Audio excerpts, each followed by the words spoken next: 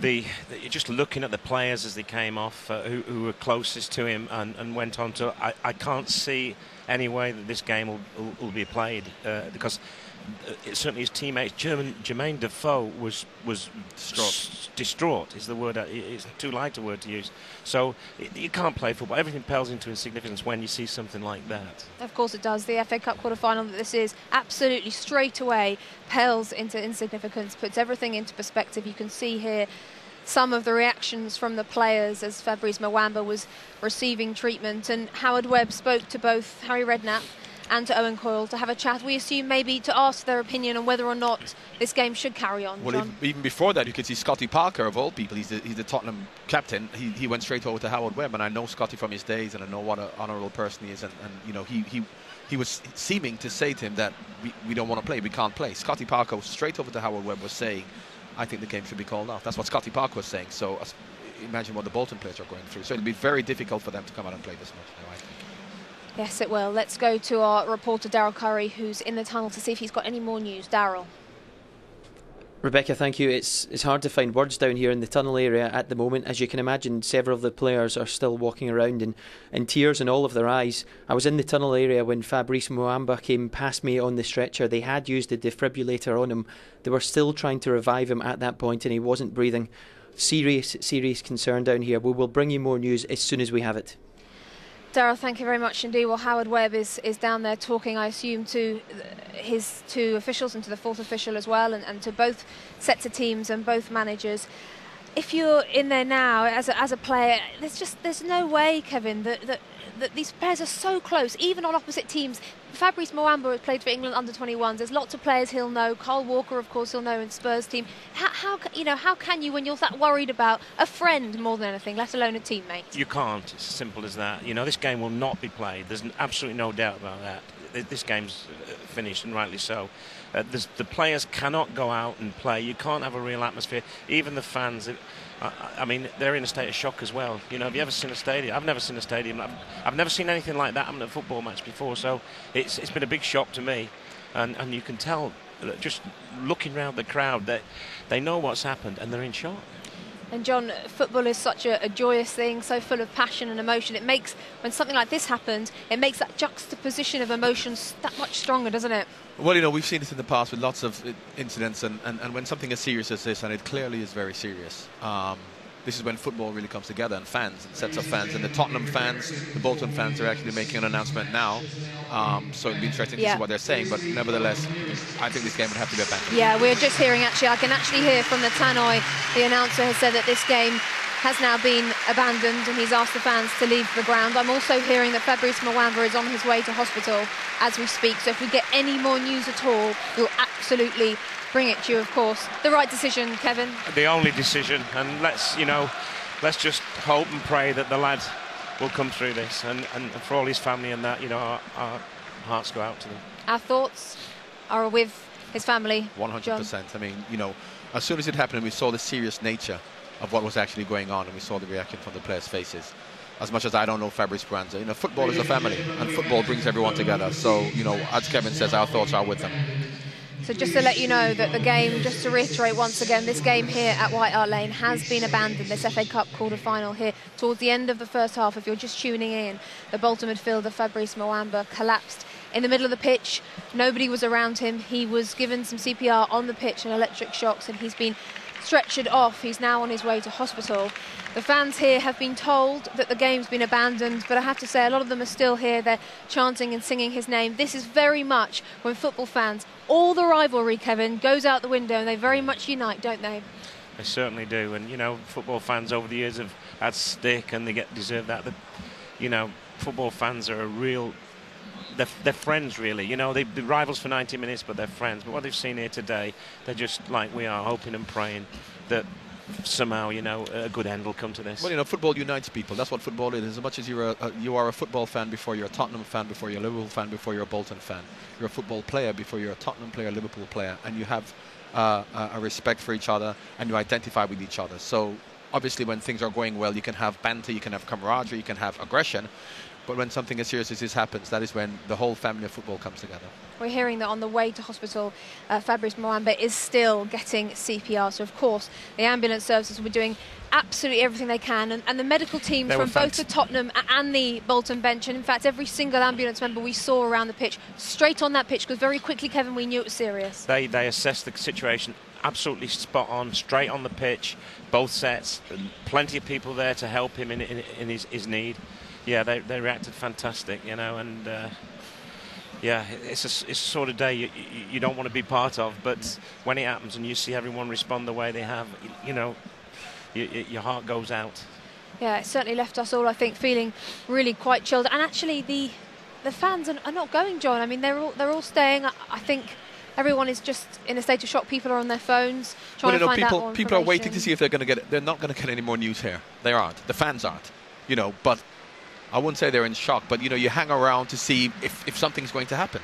So people are going to hang around. Of course, the Bolton fans will wait longer than the Tottenham fans. However, you know, it's just a somber atmosphere, and it's just forget about football, forget about the FA Cup. It's just a pity that something like this has happened. Yeah, of course it is. The Bolton fans there being applauded by the Tottenham fans. As we said, this is exactly when football unites. And once again, if you're tuning in, the FA Cup quarter-final between Tottenham and Bolton has been abandoned. It's been stopped, as you can maybe hear behind me. The Tottenham PA system, just to bring you, is just actually trying to get people out stand by stand at the moment, so not everyone rushes. Let's go to the tunnel and speak to Daryl Curry again. Daryl. Thanks, Rebecca. Yeah, I've spoken to Howard Webb, and he has spoken to all of the players and the officials as well, really, and nobody is in a fit state to continue this game today. He understands the emotions, the sensitivity of this issue as well, and he said there's just no way that any of those players could have continued this game today. He had to take the decision to cancel the game at this time, and we'll all completely respect that. Daryl, thank you very much indeed. Well, commentating on the game this afternoon for us has been Chris Waddle and John Champion, and they're up still in the gantry. It's over to you, John. Yes, Rebecca, and we are as stunned and upset as everyone else inside this ground. It was noticeable when the announcement was made that the game had been abandoned. There was not one dissenting voice. There was purely warm, sympathetic and sustained applause. I hesitate to say it, but in my experience of seeing incidents, if not similar to this, I can recall one in my commentating career of a player going down without anyone near him. It was a player in a lower division game who was subsequently found to have had an undetected heart condition, and he didn't make it. And that obviously is, if you like, the unspoken thought at the back of many people's minds here inside White Hart Lane as to what the prognosis for Fabrice Muamba, who is just 23 years of age, is going to be. Former Arsenal player, born in Kinshasa in the Democratic Republic of Congo, came with his parents to England at a tender age, was brought through the Arsenal scheme, was bought by Birmingham City. He's been for the last 4 seasons an integral part of the Bolton Wanderers midfield. He's been struggling to get a starting role of late. Today was his big return to the team, but that return has been sadly cut very, very short. It is awkward, it is uncomfortable to put this into some sort of historical perspective. I mentioned David Longhurst, the York City player who more than 20 years ago collapsed in the middle of a run-of-the-mill lower division game and subsequently died. We also think of people like Mark Vivian Foe and more recently Phil O'Donnell, and we hope desperately that Fabrice Muamba's name is not going to be added to that awful list, but it is a possibility that is uppermost in the minds of many people here at the moment. And I think the very fact, Chris Waddle, that he went down without anyone near him and immediately was in very serious trouble was the first sign that this wasn't a run-of-the-mill incident in any sort of way at all. Well, you could tell by the reaction of the players. You know, the players know, and you could see straight away, get the trainers on, stop the game. And then obviously we saw everybody piling on, and we just hope that obviously he's on his way to hospital, and we just hope that he pulls his way through this, because you don't like to see it in any part of life. And I mean, the atmosphere on the ground just dropped, and rightly so, the players have said, look, we don't want to carry on. It's the right decisions, and we just hope now, and fingers crossed, that the lad pulls through. It would be utterly impossible for this game to have gone on. Indeed, in some ways it's surprising that it took as long as it did, for the players to leave the field of play. They waited whilst Muamba was still being treated on the pitch and clearly was being given defibrillation. resuscitation, CPR, everything that they could possibly lay their hands on. They did. The medical staff, led by the Tottenham team doctor, Shahbaz Mughal, the physio, Jeff Scott, the staff from Bolton as well, led by their physiotherapist, Andy Mitchell. Every possible piece of equipment was on the pitch within a minute. Not just the stretcher, which was subsequently needed, but much more importantly, all the medical equipment as well. And the reaction of the players was graphic. When they were close by the stricken Fabrice Muamba, there were immediate tears and hugs, not between teammates, they took place, but also between players who'd been opponents for the previous 41.5 minutes of this FA Cup quarter-final. And difficult really to add to that from our position up here on the gantry, other than to say that we are as shocked and upset as everyone else. And whilst, truthfully, perhaps we fear the worst, we still hope very much for the best for Muamba.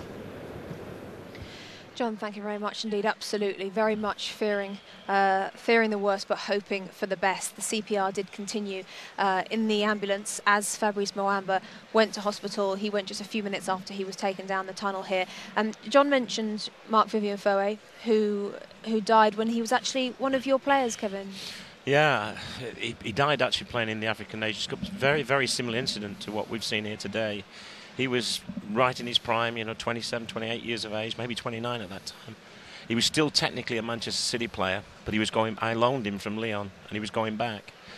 And I saw it on TV, and, straight away, when people fall, you don't have to be a doctor to know it's not a good fall, and the way he went down. I didn't see the one here today from our position behind the coaches there, but from the reaction of everyone around, you knew that something had happened. I was following the ball, and then they were all up. And, the one great thing, as we said before, was the medical assistance was straight there. It was incredible how quick they were at getting to him. And I'm not surprised the players hung around a little bit, because they were just so concerned about this.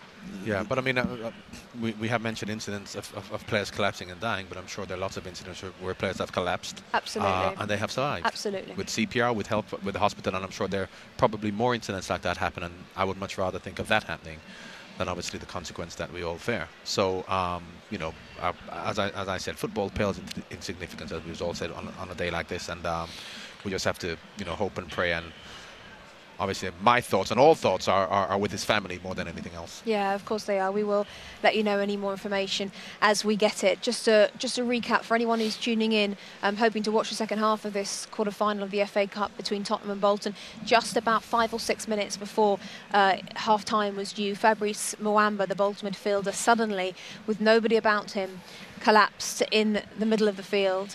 We don't yet know exactly what's happened. As I said, nobody was around him when he fell. Very quickly it became clear how distressed he was, and on came the medical staff from both the Bolton dugout and from the Tottenham dugout to give him every bit of help that they could with every piece of machinery that they had. The players were very distressed, as you can see there, many in tears, Tottenham and Bolton players in tears, many hugging each other and embracing each other. Of course, these players play against each other every week. Many of them are international teammates, and they were all very, very shocked by what happened. Every player pretty much saw what happened, came over to where the dugouts were and spoke to the management staff. All of the backroom teams converged onto the touchline as everybody waited to find out what would happen. Howard Webb, the referee, came over and spoke to both managers just after Fabrice Muamba had been taken off. That happened about half an hour ago, I can tell you, and a few minutes after he was taken down the tunnel, Fabrice was put into an ambulance and he has been taken to hospital while receiving CPR here and in the ambulance as well. Howard Webb then decided to take the players off, as I said, just a few minutes before half-time, and then we heard subsequently about 10 minutes ago that this FA Cup quarter-final has been cancelled for today and postponed, I'm sure, for another day. But at the moment, all of our thoughts here at White Hart Lane and at ESPN are, of course, with Fabrice Muamba's family and his friends. We have no news at the moment on his condition other than he has been taken to hospital. The stands were told to be emptied, and one by one they did, and there are still a smattering of fans around, as you may be able to see behind us. So many shocked faces, so many people straight away on their phones trying to find out information of what's happened. So many worried people.